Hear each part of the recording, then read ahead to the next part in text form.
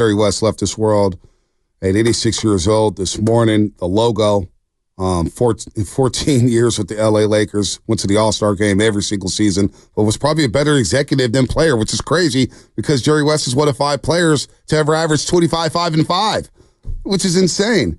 And one guy who knows Jerry West very, very well, who finally gets his due. Finally got his due, and he's going to be inducted into the Naismith Memorial Hall of Fame. He is one of the better, he may be one of the best perimeter defenders of all time. And what those Showtime Lakers asked him to do to sacrifice his game for defense. Michael Cooper joins the Morning Roast here on 95.7 The Game, part of the Showtime Lakers, a champion as a coach, as a player. Coop, what's happening, man? Now, I know things changed this morning, man. We wanted to talk some Big Three, and we'll get to that, man, but gosh, it's got to be a tough morning for everybody in Lakerland right now, Coop, and thanks for joining us today. Well, thank you for having me, gentlemen. Yeah, it is difficult today. Very, very difficult. You're a 5-time NBA champion with the LA Lakers, the Showtime Lakers. You're a DPOY. You're 8-time all-defensive team member, and you're finally getting to the Hall of Fame. And what I wanted to ask earlier when I was thinking about it is, like, you're opening the doors for players who were known for their defense, although you had great offensive game. But I wouldn't be doing my job, Coop, if I couldn't ask you about the man that Jerry West was and what he meant to the game of basketball. Well, Jerry was, people don't realize, Jerry and I go back 50 years. I first met Jerry West when I was 15 years old. I went to his Camp Clutch at Occidental College. And it was kind of ironic because we had to shoot free throws to get a scholarship to go to that camp. And once I got there, Jerry, and I don't think this was done on purpose, but for some reason he picked me out of the crowd to talk about free throw shooting. So that's one reason I've always become and stressed fundamentals of free throw shooting. And then to have been drafted by the Los Angeles Lakers. When I first got with the Lakers, Jerry West was my head coach. Yeah. And he hated coaching, He did not like it, but it kept him involved with the game. But, I've heard people talk about him. He was probably the most amazing player that I've ever got a chance to see play this game of basketball. He had the quickest jump shot. He had the prototypical jump shot. I mean, the form and everything. And Jerry West was just a special person. And as I played and then I finished my career, I had the opportunity to work with him behind the scenes, being assistant to the general manager, watching how he was able to formulate teams, pick players, work with the salary caps and things like that, and then having to work alongside him when he picked probably the most prolific player that's ever played this game, and Kobe Bryant. That day at workouts, being with Jerry West and how he talked about and how he saw players, and then going on just to be a close friend. I saw Jerry about 3 weeks ago, and it's just a hard day for everybody, but especially for me. Well, Michael, I recently lost my father, and it's very difficult, and we're really sorry to have you on in these types of, situations. And everyone's going to read the stats and all the accomplishments, right? Like the obituary is like, it's ridiculous. This guy's one of the greatest basketball contributors of all time. But as a man, what would you say his legacy is as someone that works side by side with him every single day as a person? What was he as a man?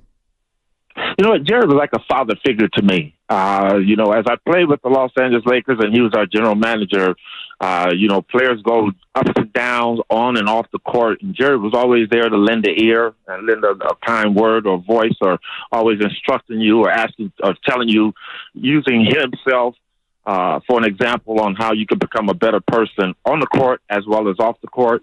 I think, the one saddest part to me after I see all of this is how he was depicted in Winning Time. I really didn't like that. Yeah. And, it was just an injustice to him because that was not Jerry West. I was with this man and saw him every day for 7 years when I worked with the Lakers after I finished playing. And he was the kindest person. He could be stern. He could be hard.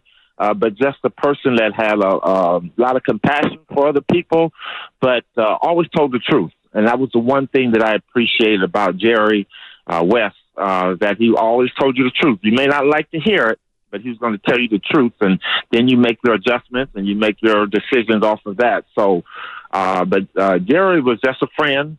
Even after he moved on from the Lakers and went to Golden State and the other teams, Memphis and stuff like that, you could always you can always count on him. And, you know, his lovely wife, Karen, man, that's the one that I hurt for, because she and his kids Karen was a special person. When we played with the Lakers, she was one of the Laker wives. You know, she just was special, man. And but Jerry was something too. Jerry was a really good guy. Yeah, no doubt, Coop. Well said there. 86 years old. We lost Jerry West today. Michael Cooper, 5-time NBA champion on the Morning Roast on 95.7 The Game.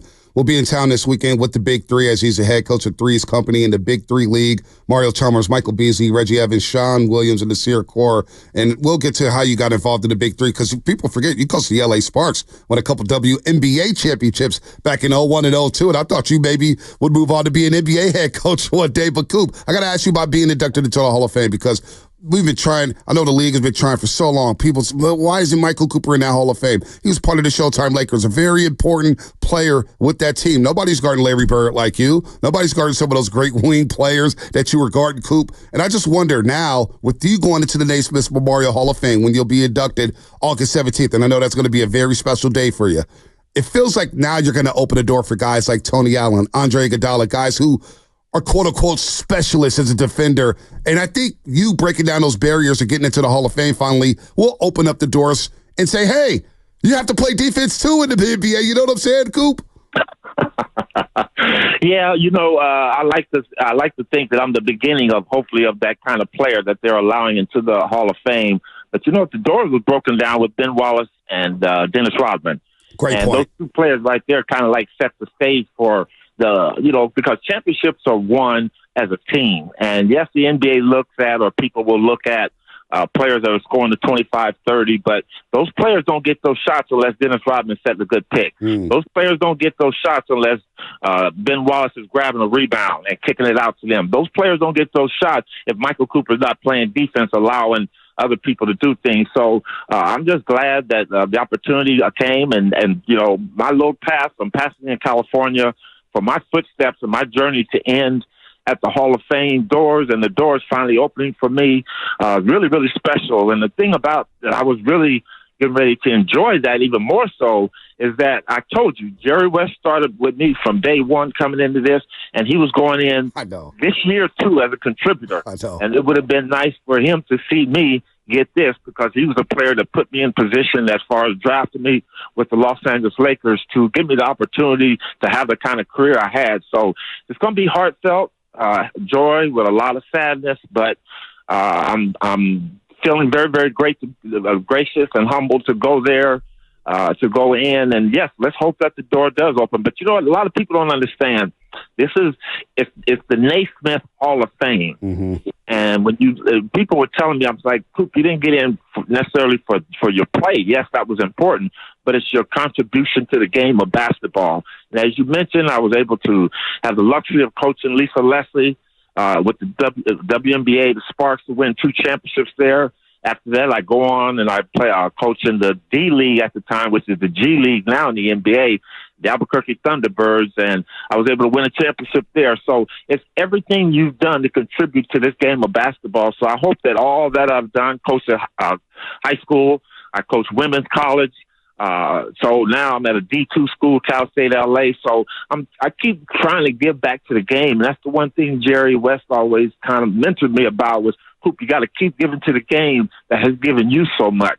So for me to go in and to be thought of now as a Hall of Famer is just is one of the best things that ever happened to me. So, yeah, I'm going to enjoy this, and I'm going to enjoy it even more because I'm going in with my mentor, Jerry West. Wow. I mean, I feel like the whole entire Bay Area is hugging you through the radio right now and through YouTube. And even though we can't stand the Lakers, we got a soft spot in our heart for you. And I don't know what you believe in terms of a higher power or if anything at all, but I'm sure he'll be right there with you. You know, I believe in those things. And so, you know, Mike, it's really cool to see your embrace of the WNBA, the women's game and stuff. And I want to ask you about Draymond. I know you don't have a podcast that we know about right now. So, but as somebody who's obviously was at the forefront of trying to grow the WNBA and get involved there, I mean, what are your thoughts on just the Caitlin Clark national hype, the rhetoric, everything about it? It's been great for the game. Well, first of all, I do have a podcast. It's called Showtime with Coop. So go on and listen I to didn't it. know that. I apologize. Everybody's got a podcast now, that. Coop. Everybody's got a podcast now, Coop. And you know what? I have a love-hate relationship with Draymond Green. I love him as a player. I think the antics have really distorted the team. But you know what? You can't take away what he meant to the Warriors and to this game of basketball. So he was kind of that player. And I mean, some of the things he did, I did. I just a little bit with the visibility of the NBA now is a little bit more glaring on him. But Draymond Green's a hell of a player. And the Warriors don't win those championships without him. And people got a chance to see that. Caitlin Clark, I think, got dissed and not being on the Olympic team this year. But people got to realize that young lady has taken the WNBA to the next level. And when I first got with the WNBA, people said, this league wouldn't last 10 years. They're going on, what is it, their 28th, 29th season that they're going. Mm-hmm. And I like to, think that I was right there when we kind of kept things afloat, and the Tina Thompsons, the Cynthia Coopers, the Lisa Leslies, the Yolanda Griffin, those are players that these young ladies are standing on their shoulders now. So now with this young lady coming in and the hype that she brings, I see this young lady as the female version of Steph Curry. I haven't seen a woman, Diana Taurasi is close, but this young lady can shoot flat out, shoot the basketball. So for them to kind of like diss her in a sense because of, on the Olympic team is kind of not good. But you know what? There'll be many, many more Olympian years coming up. And I guarantee from now on, she'll be on that Olympic team until she decides that she doesn't want to play. So that young lady can play basketball. She's kind of like Steph Curry, Magic Johnson, Larry Bird, all rolled up in one. She shoots like Steph, she passes like Magic, and she's tough as shit like Larry Bird. No doubt. Hey, she does create that gravity, and once she gets stronger, she's going to be a problem for the Indiana Fever. They'll definitely get some players around her as well. Real quick, Coop, you've been coaching the Big Three. A lot of people didn't think the Big Three would last one season. Now, here we go again. The Big Three's still around. Q's doing a great job here. How different as a coach? You've coached, obviously, the WNBA. You coached 5-on-5 your entire career. Now you're coaching 3-on-3. How different is the 3-on-3 game compared to the 5-on-5 game? Well, I wish the 3-on-3 was around when I played, because the great thing about this is that you don't have to run to the other end. Everything is happening at one end. And you know what? Ice Cube, and Jeff has done a tremendous job of just keeping us afloat and keeping it alive, and it's only getting bigger and better. You know, we got a lot of great coaches in that, former players that are helping these young players and current former players playing in the league. You know, my team, I think you mentioned them, was Michael Beasley and Mario Chalmers, just to name two. You know, this league is something fantastic. It's different. It's fast-paced. It's everything that you want in the NBA as far as, too many people don't like to watch teams that walk the ball up the floor. You know, they want to see the Showtime Lakers. They want to see the Golden State Warriors, that fast-paced, moving around. Well, the Big Three is like that. It's real quick, real fast. We've added the 4-point shot, which is something good. And then we have Bring the Fire. So that's something that goes back to the school ground. You know, when somebody goes in and there's a discrepancy call, the coaches will hit that button, fire, shoot out, and those players got to go one-on-one to see who gets it. And you know what? It's tough basketball, and it's enjoyable basketball. And the name of my team is Free Company. We coming up to Oakland this week, coming up, baby. Everybody got to come on out there and catch it, because it is fire basketball. And, you know, we play a good game of basketball. You'll get, I believe it's 5 or 6 games in one day, and you get a whole lot of NBA action. And you see some players that should be in the NBA that aren't. Young player named Franklin Sessions. They call him Frank Nitty. Man, this kid can play. So you got a lot of weapons out there. And the fans can see it. Don't be surprised to see future NBA players slowly but gradually, as they end their career, and you're not ready to leave, you can come to the Big Three, baby, and get it on again. It sounds like you're already making a recruiting pitch for Klay Thompson, who's the son of your former teammate, Michael Thompson. He's still got some years left, Coop. Come on, Steph, we can use you. Yeah, Steph's going on the golf course. Shoot the ball all the time. Steph's going on the golf course. No, the Big Three, Shasky. I went a few years ago in Oakland. It's a hell of an event. They put on shows, concerts, rappers. So with 11,000 to 12,000 people there. No, the Big Three's a fun event. You got that thing set up right. It's like a rap concert constantly all day. Like that. He is there. You know, he can be, the fans can come down and touch him. You can see the other NBA former players, Dr. J, Lisa Leslie, Nancy Lieberman-Klein, Gary Payton, Rick Barry. See it all, baby. Hey, how salty is Rick these days? I know he's doing the pickleball. Does he still think he can drop bombs on people or what? Oh, I think so. Well, no, Rick is about a little older than I am, but he still stays in great shape. I know. Yeah, Rick Barry is the coach. Charles Oakley. You got a lot of people out there, man. It's such a fun time. Come on down and see it because it's hot action. It's all day action. It's 50 points. First team to 25 is halftime, and the first team to get to 50 wins. And, got a great this thing is set up so perfectly and wonderful to play basketball and to keep that fire and that competitive spirit that we all miss. That's the one thing, and the camaraderie. Being around some of the guys, I don't like seeing Dr. J most of the time because he's the one that dunked on me with the rock the cradle, but I still can put up with him being there. So there's always competitive nature when I play his team. We going at them. Oh, my goodness. All right, Coop, so give it to me right here. If you were to create the greatest 3-on-3 game of all time using any players you want, give it to me. What would it look like? 3-on-3. Well, of course I'm going to be there. But I have to, and I love today's players, but I'm an old school guy, and the two people that I really say that changed the game of basketball was Larry Bird, Magic Johnson. Give me those two, and we'll take on anybody you got. Speaking of Larry Bird and Magic and the current state of the game, I know you're not enjoying the finals because the Celtics are 2 games away from winning their second championship since 1986.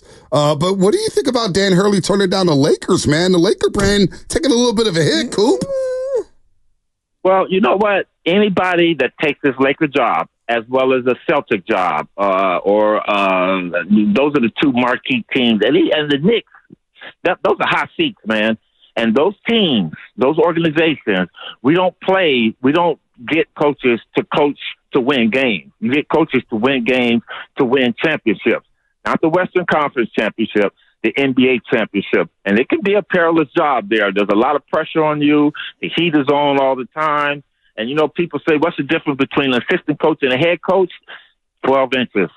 Moving over to that next seat. So, Coach Hurley got a great thing going in UConn. He's won championships there. The Lakers backed the Brinks truck up to him. And, unfortunately, we weren't able to get him. But I believe that Rob Pelinka, Jeannie Buss, Linda Rambis, the powers to be up top, are going to make the best choice for our team. J.J. Redick's name has been thrown around with many others. Well, what about you? It's going to be a very difficult job. Would you coach LeBron? Just hypothetically, would you want to coach LeBron? I would love to coach LeBron, but I don't want to coach in the NBA. I'm comfortable in my spot. Like I told you, that's a hot seat. Right now, Michael Cooper, 68. Derriere is very fragile to heat, so I like my seat. Coop, now we here. You brought up Winning Time because we all watch the shows. I actually read the book by Jeff Pearlman. I read the book to get more insight because I love the history of the game. I love watching those old school Celtic Lakers series. I love watching those old school Western Conference Final series that you have, whether it's against the Rockets or the Dallas Mavericks or whatnot. How do you feel about the way they portrayed you in that show? How did you feel about that? I didn't like that. That whole thing was distorted. And Jeff Pearlman wrote the book, and the book is called Showtime. And I guess they came in and made it more entertaining. That's why they had to call it Winning Time. But they had me driving on the 40 freeway. My car breaks down, and my ex-wife, Wanda at the time, they had her changing the tire. Now I'm a chivalrous man. There's no way I would have a woman. I open doors for women. I close doors for women. No way am I going to let my wife be under the car changing my tire and me walking up and down the sideline mad because my car broke down. I would do something about that. But no, I really didn't watch it. I've watched maybe an episode or 2, but I never really got into it enough to kind of But I've heard a lot from different people, my friends that have watched it. If people really want to see what the Lakers are about, watch Legacy on Hulu. That's the one that'll give you the true behind-the-scenes story about what the Laker organization was all about. All right. Your best team. Your best, whatever team you think is the best team that you were on. You already know the answer. Are you beating the 2017 Warriors? I'm going to tell you this. I like the Warriors, but our 85, our 84 team, our 87, 88 team, I think we'd have went through the Warriors like hot knife through butter. 5-game series. Yeah, 5-game we had series. it all, baby. We were big. We were fast. We were strong. We could play full court. We could play. We could adapt to any style of play. I think we had enough people that not necessarily would have stopped Steph Curry, but we could have made it difficult for him. But, great players are going to get theirs, and Curry was definitely going to get his. But I would like to have seen, and like I said, Draymond Green is a good defender, and he's a defender in today's game that can guard 5 positions. I don't think Draymond Green could guard Kareem Abdul-Jabbar. I don't think Kareem would have skyhooked him like he did the Celtics into oblivion. Hey, look, I'm a lifelong. Hey, Coop, I'm kind of with you there. I don't know if anybody's stopping Kareem Abdul-Jabbar, one of the most accomplished basketball players ever. The skyhook, Magic. I just want to know who you're guarding. You're guarding Katie or Steph? That'd be fun, man. Rambis versus Draymond in the open floor, though. There'd be some hackery. I'll guard Steph.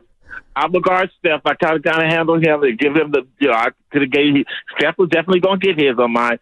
James Worthy would have probably dealt with KD. KD's a long guard, man. KD was very difficult. And I probably would have spent some time on Clay. But that's the unique ability that those guys had. They had 3 legitimate scores. I mean, they had killers at all 3 of those spots. So, you can't split Michael Cooper up to 3. Somebody was going to have to get some on the other end. But it would have been, it would have been fun to see that happen. Coop, I've always adored you from afar. This was really fun. I know we came on some tough circumstances and we lost a great Jerry West, but we appreciate you toughing it out here with this interview. Speaking about Jerry West and your special day, I know Jerry West is going to be inducted for a 3rd time in the third different categories: a contributor, as an executive, as a player, not to mention the 1960 Olympic team. But Coop, thanks so much for the time today. The Big Three coming to Oakland, California. We'll be looking out for you, man. We can't wait to get out there. Thank you, guys. And everybody, come on out. The Big Three's coming, baby. Bringing the fire to y'all. Come on out. Let's do it. Coop, going into the Naismith Memorial Hall of Fame. Incredible.